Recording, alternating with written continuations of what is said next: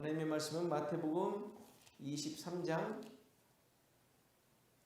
29절에서 36절 말씀입니다. 마태복음 23장 29절에서 36절 말씀 제가 봉독합니다. 화 있을진저 외식하는 서기관들과 바리새인들이여, 너희는 선지자들의 무덤을 만들고 의인들의 비석을 꾸미며 이르되, 만일 우리가 조상 때에 있었더라면 우리는 그들이 선지자의 피를 흘리는데 참여하지 아니하였으리라 하니, 그러면 너희가 선지자를 죽인 자의 자손임을 스스로 증명함이로다. 너희가 너희 조상의 분량을 채우라. 뱀들아, 독사의 새끼들아, 너희가 어떻게 지옥의 판결을 피하겠느냐. 그러므로 내가 너희에게 선지자들과 지혜 있는 자들과 서기관들을 보내매 너희가 그 중에서 더러는 죽이거나 십자가에 못 박고 그 중에서 더러는 너희 회당에서 채찍질하고 이 동네에서 저 동네로 따라다니며 박해하리라. 그러므로 의인 아벨의 피로부터 성전과 제단 사이에서 너희가 죽인 바가랴의 아들 사가랴의 피까지 땅 위에서 흘린 의로운 피가 다 너희에게 돌아가리라. 내가 진실로 너희에게 이르노니 이것이 다 이 세대에 돌아가리라. 아멘. 요즘 마태복음 본문을 설교하는데 다른 성경도 마찬가지였지만 참 설교하는 것이 어렵다는 생각을 하게 됩니다. 평소에도 좋은 말 하지 못했는데 본문이 예수님께서 야단치시는 본문을 하다 보니까 더 심한 내용처럼 느껴지곤 합니다. 이러다가 마태복음 다 끝나고 나서 여러분들의 마음이 무거워지고 닫혀지지 않을까 하는 걱정도 기우 아닌 기우를 하게 되는데요. 될지 모르지만 오늘은 최대한 부드럽게 해보도록 하겠습니다. 우리가 살피고 있는 내용의 전체적인 주제는 외식하는 서기관들과 바리새인들에게 하시는 말씀이에요. 그럼 그들에게 하시는 말씀이 우리와 무슨 상관이 있느냐? 라고 초등학교 1학년 수준의 의문을 품을 수도 있지만 우리 또한 나도 모르게 아니 의도적으로 외식과 서기관과 바리새인들 못지않은 그런 사람들이 우리 가운데 불쑥불쑥 나오기 때문이죠. 결국 그들의 야단이 우리에게도 똑같이 적용이 되어야 되지 않겠습니까? 예수님께서 이들의 겉과 안이 다른 것을 지적하시는 내용이 있었는데요. 지금 계속 그 얘기예요. 겉과 안이 다르다. 뭐 여러 가지 표현을 했지만 다 똑같아요. 겉과 안이 다르다. 근데 이 겉과 안이 다르다는 것이 단순히 겉과 속의 불일치를 말하는 것이 아니라 이들의 의도나 생각 그리고 그들이 행동하는 그 원천, 근거가 하나님의 진의와 먼 자들이라는 사실을 지적하는 거예요. 그들의 삶은 기가 막혔어요. 말도 잘했으며 행동도 수많은 사람들의 인정을 받을 만한 모습이었단 말이에요.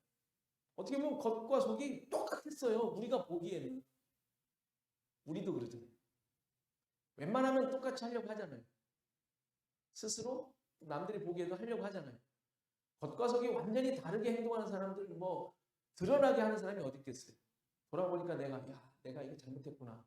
말하는 것과 이게 너무 달라요. 우리 스스로 깊이 느낄지언정 다른 사람들이 볼 때 손가락질 맞을 만한 모습은 아니지 않습니까? 서기관과 바리새인들 오죽 더했겠어요.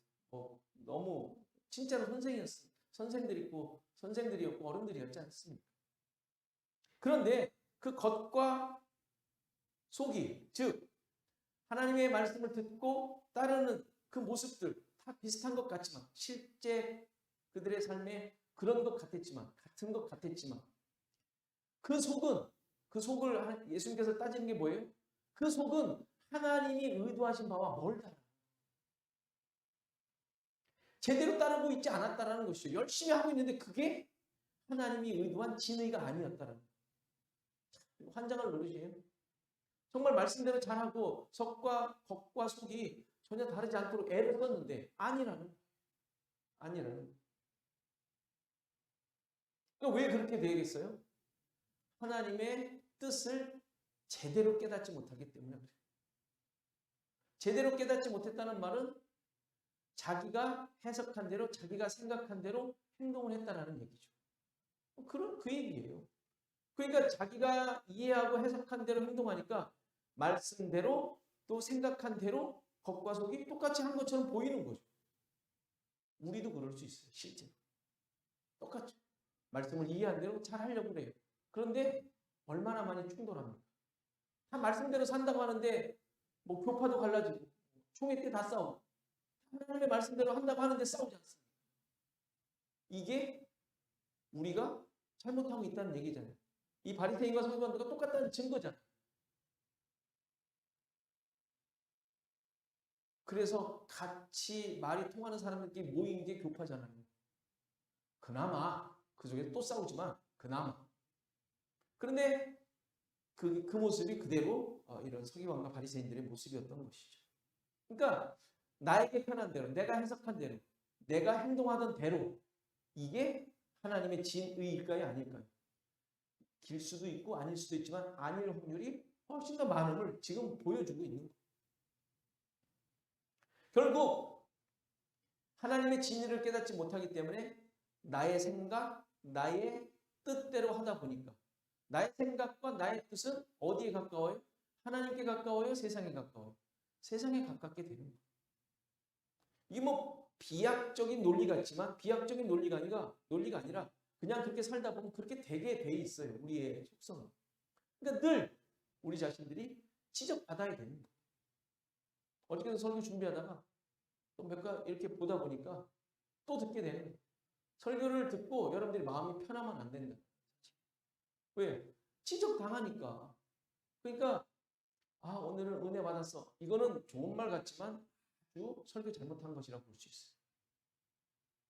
아니 자기가 속이 쓰리고 내가 지적당했는데 은혜 받았다고 목사님 감사해 할 사람이 글쎄요. 천에 하나 만에 하나 있을까 말까. 결국 세상의 기준을 따르게 되고 자기의 의가 기준이 된 모습이 되었던 것입니다. 그래서 이들에게 안을 깨끗하게 하라 라고 하신 말씀은 겉만 번지르르하게 하고 속은 어떻게 돼 있어요? 자기의 그거를 아주 노골적으로 얘기하시잖아요. 탐욕과 방탕, 자기 마음대로 했다는 얘기죠. 그것을 멈추고 다시 말해서 자기를 위해 나의 능력, 내 방식으로 살아가던 것을 멈추고 버리고 하나님께서 예수 그리스도를 통하여 이루신 구속으로 말미암은 그 사랑과 은혜를 고백하고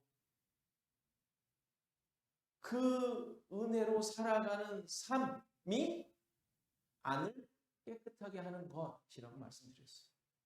무슨 뭐 착한 마음 갖고 정직하게 사는 거 이걸 얘기하는 게 아니라 우리를 향하여 하나님께서 행하신 구속사역 거기에 예수 그리스도로 말미암아 주신 이 놀라운 것들 이것을 고백하며 살아가는 삶 이게 안을 깨끗하게 하는 거예요. 내가 기준이 아니고 내가 주인이 아니다라는 내용이잖아요. 결국 이러한 예수님의 말씀을 잘 따르지 못한 안을 깨끗하게 하지 못한 이들은 예수님을 죽이는 것으로 결론이 나게 되죠. 자신들이 죽지 않으니까 내 자아가 죽지 않으니까 자기를 죽이려던 예수님을 죽일 수밖에 없었던 것이죠. 이런 모습은 예수님 당시나 지금이나 언제나 일어나는 현상이에요. 나를 죽이려는 자들을 죽이는 것이죠. 너무도 당연한 모습이죠. 내가 살기 위해서 내가 가지고 있는 것을 지키기 위해 일어나는 모습, 일반적인 이 세상의 모습이에요. 이런 모습은 오늘 본문에서 예수님께서 외식하는 서기관들과 바리새인들을 책망하시는 내용이기도 해요. 오늘 본문에 직접적으로 나오는 내용이죠. 29절을 보면 외식하는 자들이 선지자들의 무덤을 만들고 의인들의 비석으로 꾸몄다고 합니다.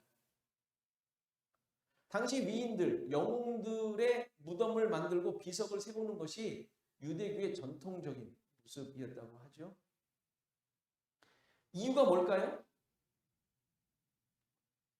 그들을 높이며 추앙하는 그런 일반적인 목적이 아니라 보통 그러잖아요. 죽은 자들 돌아가셨지만 위대했던 분들 잘 그 추모를 세우고 기념관 세우고 하잖아요.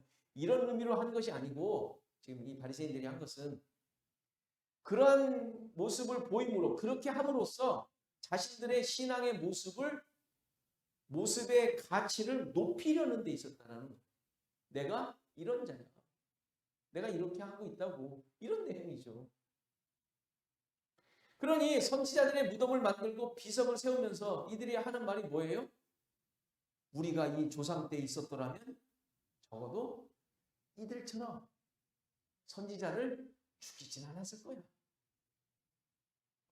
자기가 그들보다 훨씬 더 우월한 존재 스스로 평가하기에 왜? 지금 내가 이렇게 선배들을 이렇게 내가 위하고 있는데 설마 그때 내가 그들을 죽였겠어? 그럴 수는 없지.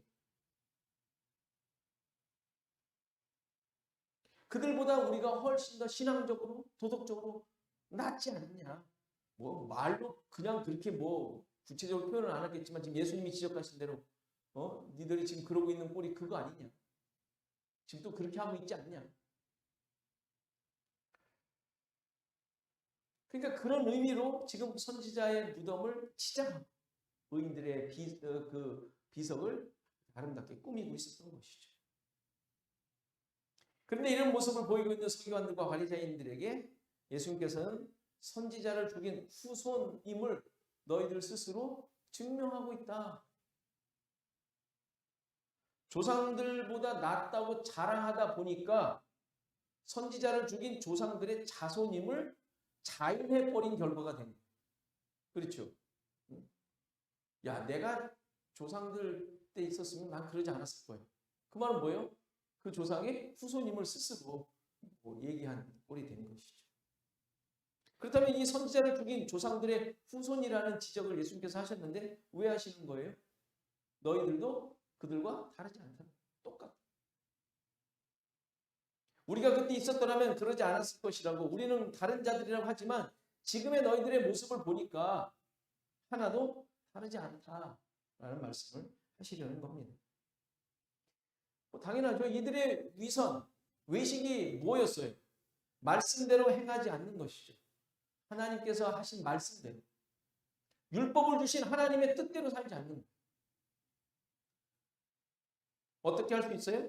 선지자를 죽이는 일을 하지 않았을 것이라고 하지만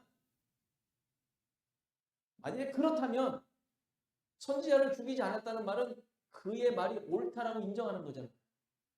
그의 말이 옳지 않기 때문에 아니야 너희들 그런 말 틀렸어 해가지고 죽인 거 아닙니까? 그럼 자기들이 죽이지 않았을 거라고 얘기한다는 얘기는 선지자의 말을 옳다고 받겠다는 얘기잖아요. 그러니까 선지자를 죽이지 않은 것이 중요한 게 아니라 선지자를 위하고 그런다고 비석 세우고 무슨 무덤을 잘 만드는 것이 그게 아니라 그렇다면 선지자의 말을 너희들이 들어야 되지 않느냐. 그 전한 말을 잘 지켜 행해야 되지 않느냐. 지금까지 계속 예수님께서 지적하신 대로 율법과 선지자의 가르침이 누구에 대한 거예요? 예수님에 대한 거였죠. 나를 얘기하는 거. 예수님을 믿고 따르는 거, 나를 믿도록 하는 거. 그게 율법과 선지자의 모든 내용이었다. 그게 진짜 하나님의 뜻이다. 그런데 그것을 지금 받아들이지 못하고 있잖아요. 그러니까 너희들 조상과 다르지 않다라고 말씀하십니다. 그리고 이제 그 모습은 예수님을 죽이는 것으로 드러나게 될 것을 말씀하시죠. 32절의 말씀이 그 의미예요. 너희 조상들의 분량을 채우라. 이게 무슨 조상들이 하지 못했던 하나님의 뜻을 잘 이루라는 의미가 아니라 지금까지 해오던 너희 조상들의 불신앙적이고 선지자들을 죽이던 일들을 결국 너희도 하게 될 것이고 이제 잔소리 말고 그거나 해라. 이 얘기예요. 그러니까 예수님의 어떤 비난 섞인 심판의 선언이죠. 니들이 조상들과 다르다고? 야, 웃기는 소리 하지 마라. 어서 그지 빨리 해라. 이 얘기. 물론 이들은 자신이 사람들을 죽이지도 않았고 심지어 선지자를 죽인 적이 없으니 지금 예수님께서 분량 채워라 하라는 게 무슨 말인지 이해를 못했을 것입니다. 그런데 예수님께서는 그 조상들의 분량을 채우는 것이 무엇인지, 선지자들을 죽인 일이 어떤 의미였는지, 그 분량이 어떤 내용인지를 그 다음에 쭉 설명하시는 내용이에요. 33절에서 35절까지 말씀이죠. 먼저 자신들은 조상들과 다르다고 주장하는 자들에게 예수님께서 적나라하게 뭐라 그러세요? 뱀들아, 독사의 새끼들아, 너희가 어찌 지옥의 판결을 피하겠느냐 하고 예수님께서 분노를 발하시죠. 이들이 생각하는 조상들의 후손이라는 기준과 예수님께서 말씀하시는 조상들의 후손과는 그 기준이 완전히 다르지 않습니까? 이들은 조상들이 제대로 하지 못했던 선지자를 따르는 모습에 대해 자신들은 아주 잘하고 있다고 생각을 하고 있어요. 그런데 예수님께서는 선지자를 죽였던 그 조상들이 다름 아닌 그 뱀, 독사, 누구예요? 사탄, 하와를 꼬였던 그 사탄, 내 후손들이었고 너희들도 역시 그와 다르지 않다라고 말씀하고 계십니다. 이들을 향해 독사라고 책망하는 내용은 이미 앞서 세례 요한이 세례를 줄 때 3장에 나왔던 욕이었죠. 그때 세례를 주던 현장에 바리새인과 사두개인들이 이제 다가오니까 외치죠. 독사의 자식들아, 거긴 자식들아라고 이제 번역을 했지만 예수님 말씀하신 새끼들아 하고 똑같은 단어예요. 네. 세례 요한이 한 거니까 그냥 우리는 의역으로 자손이라는 뜻인데 좀 이렇게 분노를 바라는 표현을 하다 보니까 자식들아, 새끼들아라고 했죠. 독사의 자식들아, 누가 너희를 가르쳐 임박한 진노를 피하라 하더냐라고 세례 요한이 외치지 않습니까? 그 지금 예수님이 말씀하셨던 것 같은 내용이죠. 너희들 심판을 받을 것이라는 내용을 지금 이미 세례 요한도 얘기를 했던 내용입니다. 너희들은 지옥의 판결을 피할 수 없다라는 선포를 했던 것이죠. 한번 생각해 보시죠. 조상들이 왜 선지자를 죽였습니까? 예수님께서 아벨과 사가랴의 죽음을 예로 들고 계세요. 아벨이 왜 죽었죠? 우리가 잘 알고 있는 창세기에 나오는 최초의 살인사건. 아벨이 죽은 이유는 제사를 잘 드렸기 때문에 그래요. 어떻게 잘 드렸죠? 어떻게 잘 드렸죠? 히브리서의 말대로 히브리서를 이제 참고로 하면 믿음으로 드렸어요. 믿음으로. 자, 믿음으로 드렸다라는 말은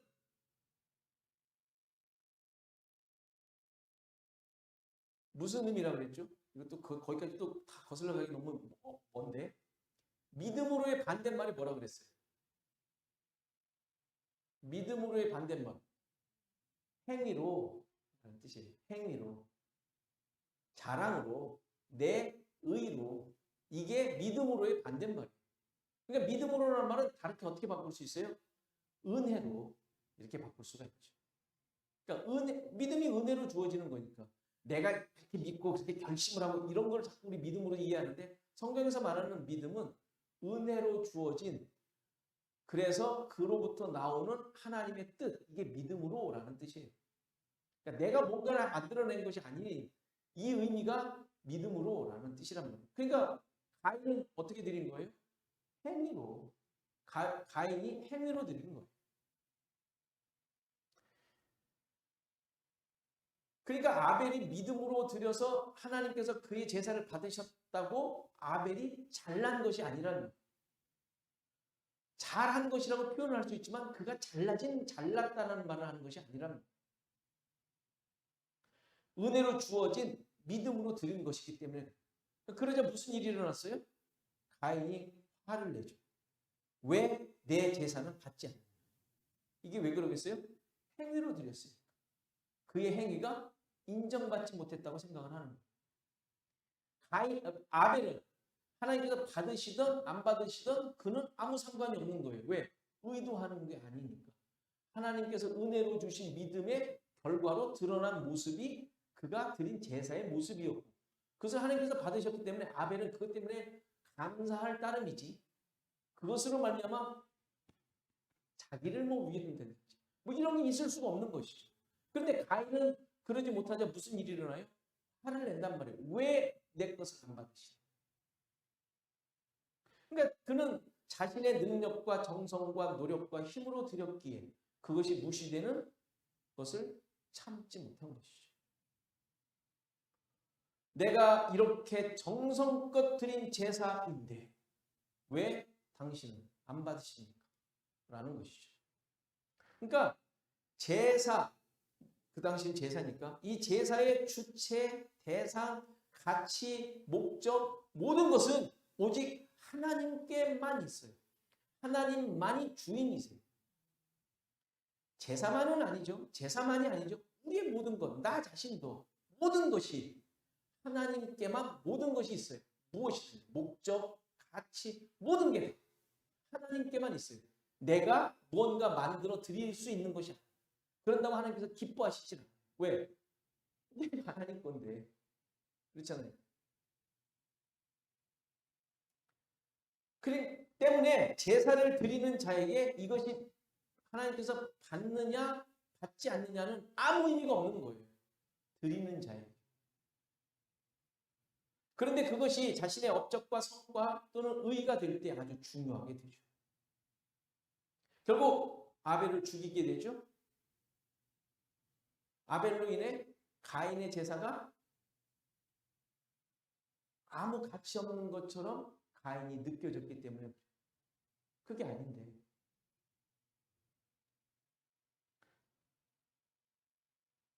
그러니까 굉장히 중요한 비교를 하는 거예요. 예수님께서 지금 아벨로부터 뭐 지금 선지자를 죽인 예를 들지만 그 내용을 깊이 들여다보면 지금 외식하는 자들의 모습이 어떠한지를 다 드러내고 있는 중요한 내용이죠. 그러니까 은혜로 드리는 제사와 정성으로 드리는 제사 비교되지 않습니까? 은혜로 드리는가 정성으로 드리는가. 정성도 잘 생각하셔야 돼요. 그럼 뭐 예배 드릴 때 마음대로 드리는 이런 얘기가 그런 정성을 얘기하는 게 아니에요. 나의 모든 것을 드리려고 하는, 그래서 나의 가치, 내가 드림으로써 가치가 있도록 만드는 정성. 그런 정성은 하나님께서 받으시지 않는 거예요. 내가 만들 수 있는 존재가 아니기 때문에 그렇죠. 이후에 모든 선지자들이 똑같은 상황을 겪게 되죠. 그러면서 마지막으로 죽은 사가랴를 얘기를 하죠. 이 이야기는 역대하에 나오는 이야기예요. 배경은 8살 때 왕이 된 요시야 왕이 배경이고 이 사가랴는 그 요시야 왕을 숨겨주었던 제사장 여호야다가 있죠. 여호야다의 아들입니다. 근데 이 여호야다로 말미암아 왕이 되었고 하나님을 잘 섬기는 왕이 된 요시야. 여호야다가 죽자 우상을 섬기게 되죠. 참 이런 것들도 아이러니. 참 이거 어떻게 해야 됩니까? 교육을 잘 시키고 뭐 자녀들을 잘 양육하고 한다 그래도 어떻게 되는지 잘 모르는 거예요. 하나님께 맡기는 것이 우리가 할 수 있는 전부인데 어쨌건 그 자기를 살려주고 하나님의 은혜를 깨닫게 한 제사장이 죽자 우상을 섬기게 돼. 그러면서 이제 우상을 섬기며 하나님의 명령을 거역하니까 이 스가랴가 지적을 하죠. 너희가 어찌하여 여호와의 명령을 거역하여 스스로 형통하지 못하게 하느냐? 너희가 여호와를 버렸으므로 여호와께서도 너희를 버리셨느니라. 이렇게 그들의 죄를 지적하자 그러면 무릎 꿇고 하나님께 자복해야 되지 않겠어요? 자기가 아무것도 아님을 깨달아야 되니까. 그런데 그것을 포기하지 못하죠. 그래서 무리가 함께 꾀하고 왕의 명령을 따라 여호와의 전뜰 안에서 돌로 쳐 죽입니다. 지금 그 이야기가 지금 여기 예수님께서 말씀하시는 스가랴의 죽음을 얘기하는 거예요. 근데 이게 왜 맨 마지막이냐? 아벨로부터 처음 죽은 아벨로부터 이 스가랴까지 얘기하는 건데 이 스가랴가 선지자 스가랴가 아니라 당시 유대인들이 가지고 있던 구약 성경의 맨 마지막은 역대기였어요. 역대기가 맨 마지막 책이에요. 순서상. 우리의 순서와 좀 다르죠? 그래서 맨 마지막에 죽은 선지자로 스가랴를 지금 예수님께서 말씀해 주고 계시는 것이죠. 그러니까 이러한 선지자, 하나님께서 보내신 선지자 아벨로부터 스가랴까지 너희의 조상들이 다 죽였음을 얘기하고 있는 거예요. 왜 죽였어요? 하나님의 말씀을 안 들으려고. 아니 자기 의를 드러내야 되니까. 아니 내가 죽게 생겼는데 안 죽이면 안 되니까. 그렇게 죽였음을 지금 얘기하고 계시는 것이죠. 결국 이 말씀을 하시는 이유가 뭐겠어요? 아까 32절에 있듯이 너희가 너희 조상의 분량을 채우라 라는 말씀을 너희들이 이루게 될 것임을 지금 말씀하고 계시는 거예요. 이들이 이렇게 예수님께서 보내신, 내가 보냈다고 하지 않습니까? 예수님이 하나님이시니까 하나님이 다 보내신 것이죠. 그를 죽이고 십자가에 못 박고 박해했는데 이것처럼 바리새인과 서기관들, 사두개인들 역시 선지자들을 죽이고 핍박했던 조상들처럼 죽이는 일을 하게 될 것이고 그로 인해 그것이 그들이 받을 심판의 증거가 될 것임을 지금 예수님께서 말씀하고 계시는 거예요. 결국 그것이 조상의 분량을 채우는 것이고 결국에는 예수님을 죽이는 것으로 드러나게 될 모습인 것이죠. 그러니까 조상의 분량을 채운다는 것도 이들 역시 자기의 의와 자랑과 능력을 포기하지 않고 그것을 자신의 가치와 업적으로 드러낸 모습인 것이죠. 그러니까 이러한 기준과 가치를 가진 자들이 이 세상을 호령하며 살고 있죠. 그리고 은혜와 믿음으로 사는 자들은 이들로부터 핍박과 죽임을 당하며 사는 것이 이 세상입니다. 따라서 이 세상에서 신자로 산다는 것은 하나님께서 주셨다고 착각하는 세상의 가치로 사는 것이 아니라 은혜로 살아감으로 말미암아 세상의 모습이 얼마나 하나님의 뜻과 목적으로부터 멀어져 있는지를 드러내며 사는 것이 신자들의 삶입니다. 그러니까 우리의 고민이 뭐겠어요? 어떻게 하면 이 세상을 잘 살아갈까가 아니라 어떻게 하면 지금 나에게 주어진 환경 속에서 하나님께서 이렇게 뜻하시고 목적하신 것들을 드러내야 될까? 어떻게 하면 드러낼 수 있을까? 이게 우리의 고민인 거예요. 고민이 돼야 돼요. 그러니까 그 결과 어떤 일이 우리에게 벌어져요? 지금 이 그 바리새인들에게 말씀하셨던 조상의 분량을 채우는 일들이 신자들에게 일어나는 거예요. 조상의 분량을 채우는 일들이 신자들에게 일어난다. 구약에만 이것이 일어나는 일이 아니고 예수님 시대만으로 또 끝난 것이 아니라 지금도 여전히 조상의 분량이 채워지는 일들이 계속 이루어지고 있는 중이에요.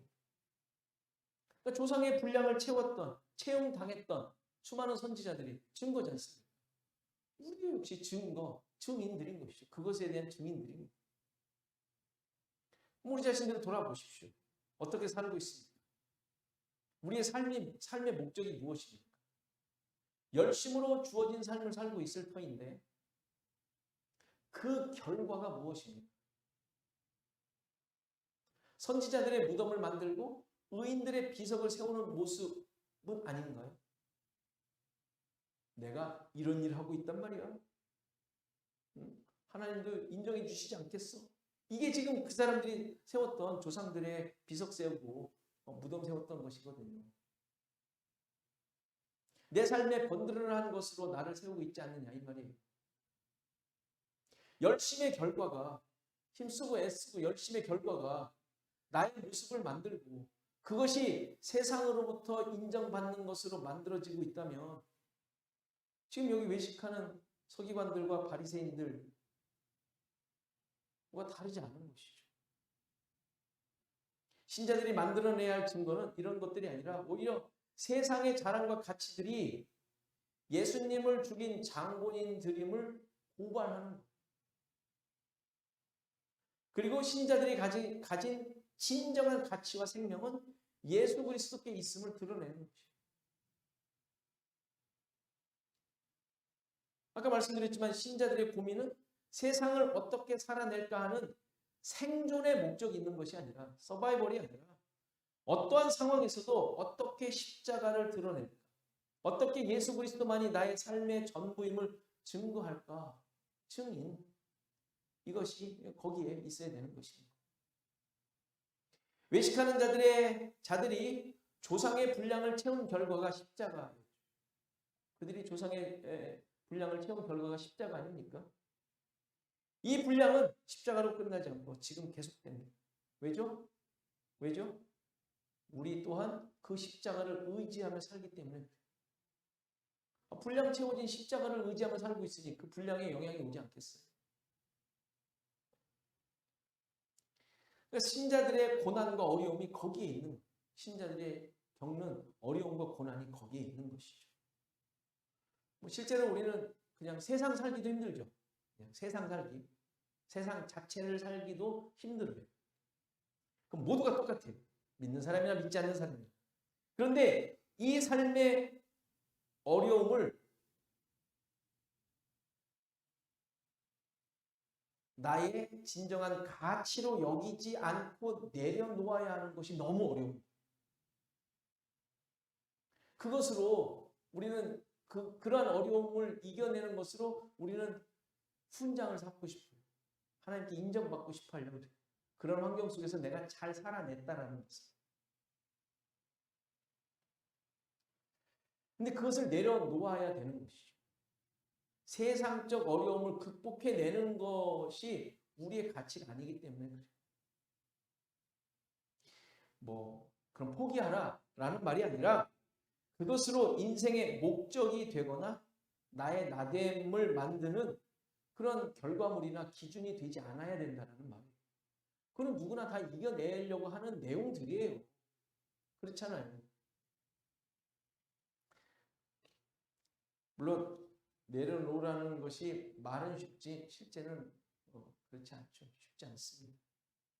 그래서 그때마다 말씀을 의지하고 기도하며 성령을 쫓는 연습과 훈련을 하는 거예요. 요즘 팬데믹 상황에서 신앙적 결단과 삶이 더 어렵게 느껴져요. 내가 살아야 할 삶만이 아니라 전 세계를 흔드는 조건들이 생겼죠. 열심히 사는 것, 신앙적 기준을 유지하는 것, 그리고 팬데믹에서의 신앙생활이 덧붙여졌어요. 상황은 이렇게 첩첩산중으로 우리를 에워싸고 있는 것 같지만 그러나 믿음의 길은 결코 다르지 않습니다. 신자의 삶은 상황에 의해 좌우되는 것이 아니기 때문이죠. 팬데믹에서도 믿음의 삶이 있을 뿐이에요. 믿음의 삶. 십자가를 쫓는 것만이 유일한 기준이지 않습니까? 여전히 말씀을 묵상하고 기도하며 성령을 의지하는 거예요. 팬데믹을 이기기 위한 방편으로가 아니라 팬데믹 속에서도 신자로 살아가라라는 말이에요.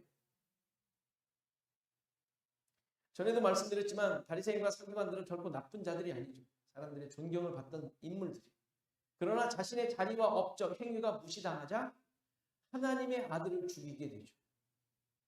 신자들이 범하기 쉬운 모습이에요. 겸손하고 경건하고 또 믿음으로 순종하며 이런 삶을 살다가도 자신의 모습이나 믿음의 내용에 비판이 있게 되면 누구나 마음이 상하게 되고 그를 미워하는 일이 일어나게 되지 않습니까? 너무 자연스럽게 일어나는 것 같아요.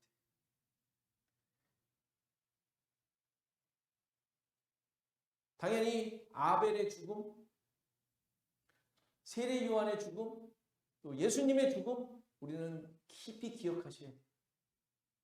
그들은 세상 말로 개죽음을 당합니다. 아니 어떻게 그렇게 죽을 수가 있어요? 어떻게 이렇게 가치 없이 죽을 수가 있어요? 세상의 기준으로 볼 때 참 가치 없는 죽음이에요. 그냥 죽어버렸어요. 세례 요한은 너무 어이없지 않습니까? 예수님의 십자가에 뭐 더할 말할 필요 없죠. 그러나 신자들 역시 세상의 것들로 사람들의 인정으로 만들어진 자들이 이것들은 우리를 만들고 있는 또 우리 안에 섞여 있는 불순물들일 뿐입니다. 신자들은 세상의 증인들이죠. 그 불순물들이 나의 삶에 우리가 살아가는데 아무 의미가 없다더라 라는 것을 보여주는, 그래서 그것을 충분히 떨쳐버리는, 아니 그것을 떨쳐버리기 위해서 더욱 노력하는 이런 증인들이죠. 그러니까 세상의 증인들이며 세상을 향하여 드러내야 할 증인들이고, 나아가 그러한 세상들을 위한 증인들입니다. 그러니까 우리의 삶에 증인이라는 사실, 사도행전에서 주제지만 그것이 우리의 삶 가운데 분명한 우리의 정체성으로, 실제 우리의 모습으로 우리는 늘 확인해야 될 내용들입니다. 이 사실을 늘 확인하시고 여러분들의 삶의 현장 속에서 그 삶을 살아낼 뿐만 아니라 그 증거가 또 여러분들의 힘이 되고 또 하나님께만 영광이 되어지는 그런 삶이 되기를 간절히 바랍니다.